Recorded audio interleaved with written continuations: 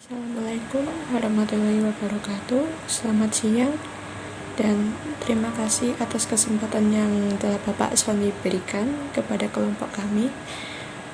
Pada siang ini kami akan mempresentasikan tentang kewajiban, aset, dan kecurangan pengungkapan yang tidak memadai. Dengan anggota, nama saya sendiri adalah Yumna Rahmatnisa dengan NIM 498.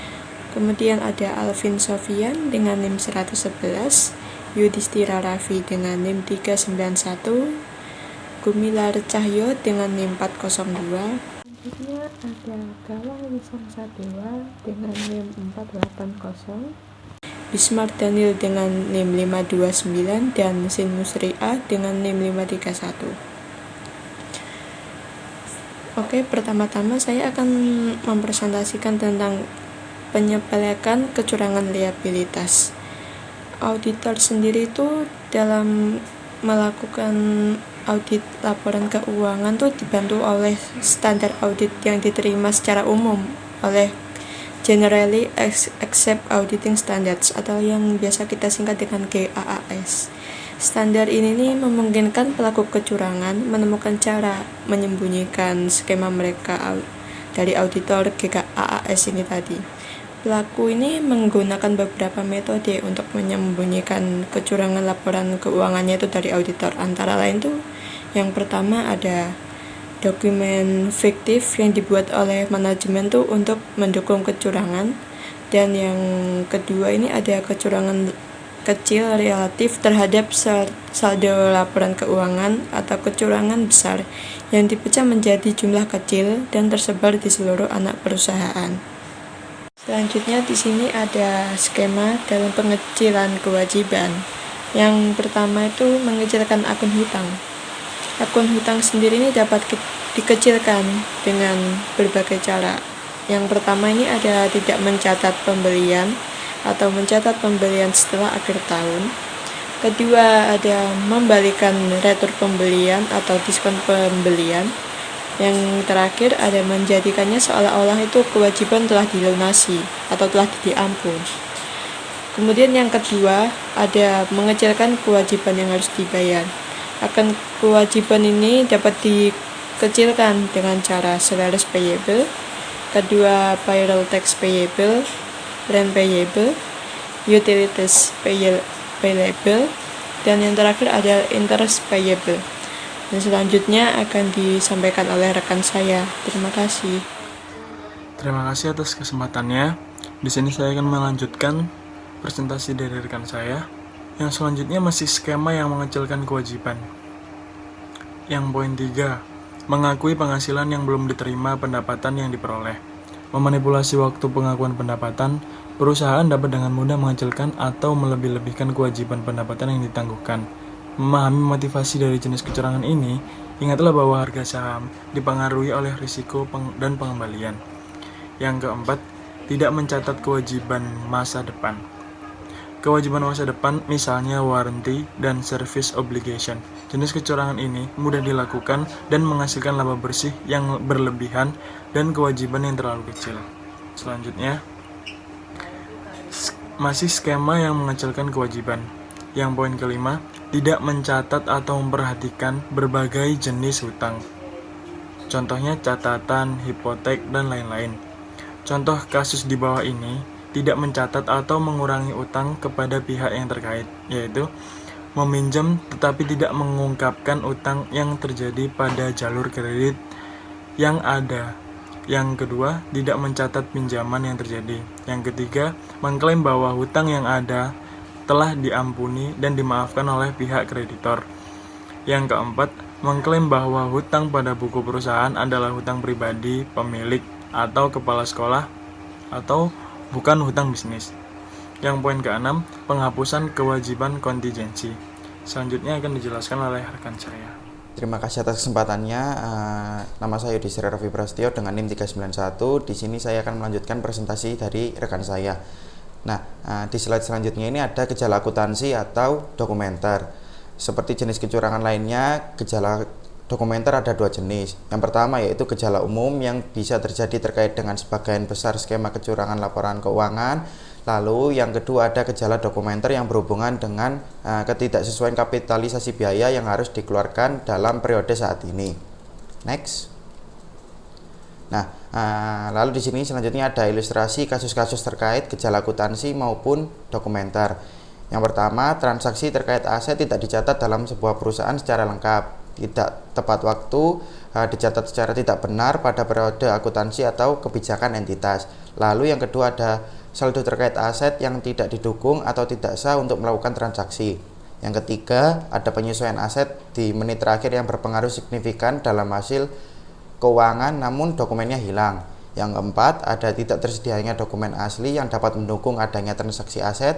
Lalu yang terakhir ada perbedaan yang tidak biasa antara aset, entitas, catatan, dan bukti yang menguatkan atau penjelasan manajemen.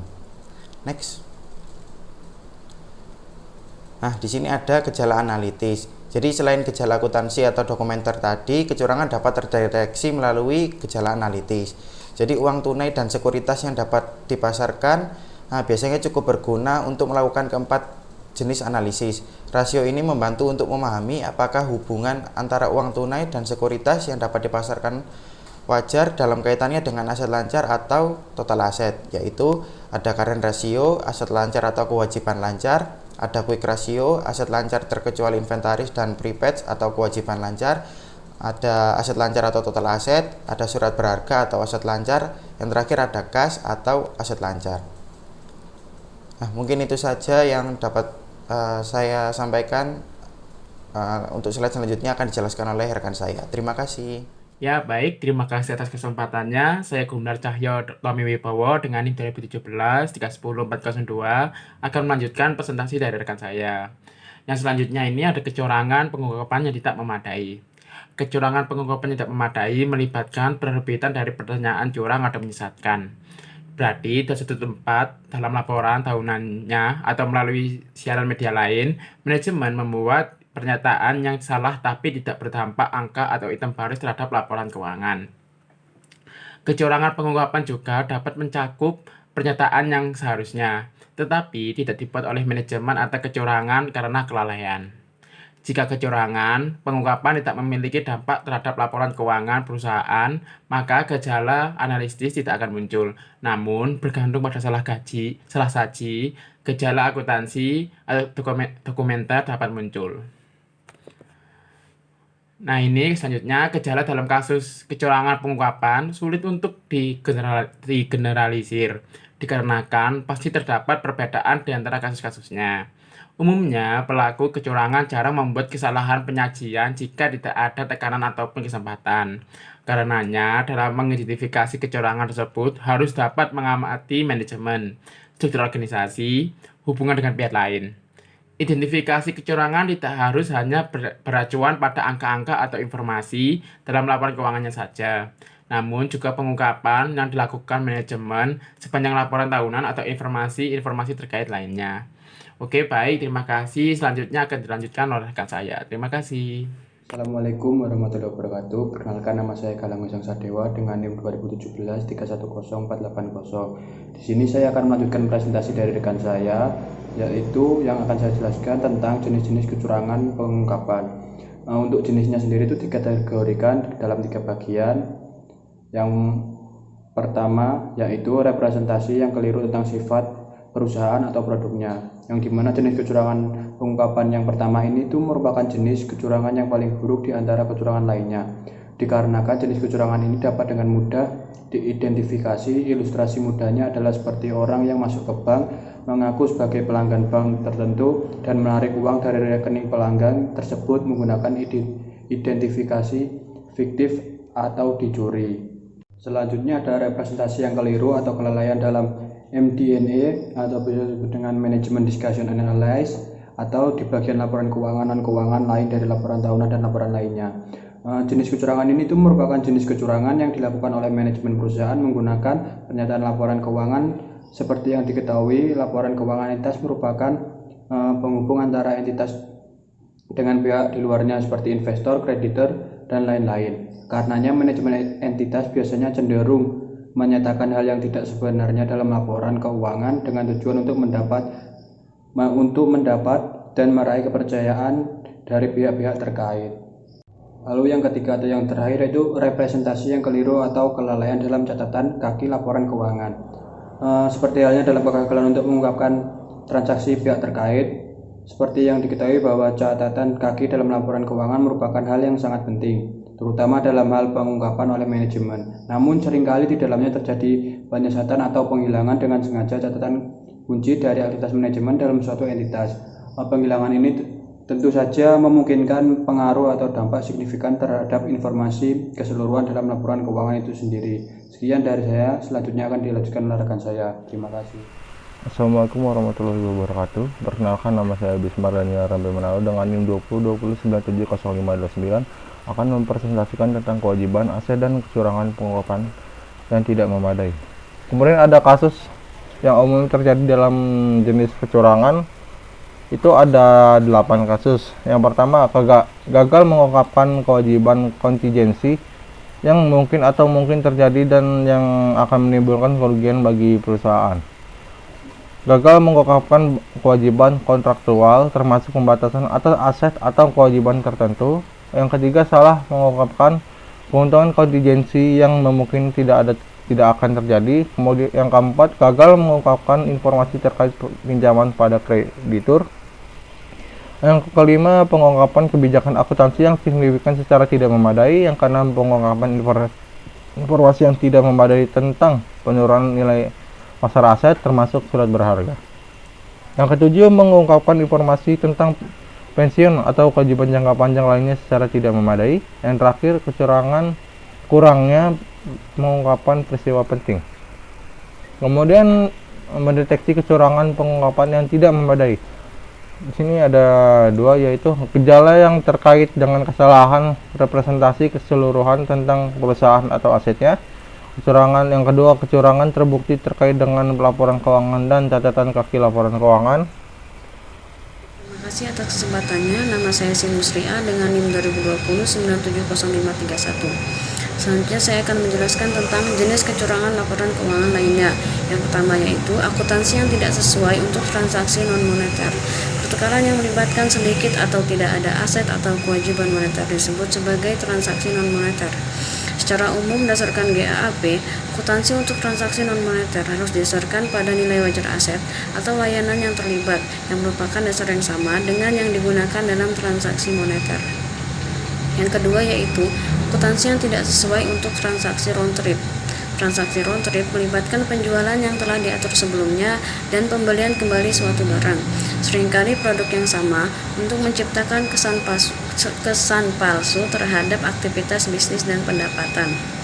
Yang ketiga yaitu akuntansi yang lebih tepat untuk pembayaran luar negeri dalam pelanggaran Undang-Undang Praktik Korupsi Asing atau disingkat dengan FCPA.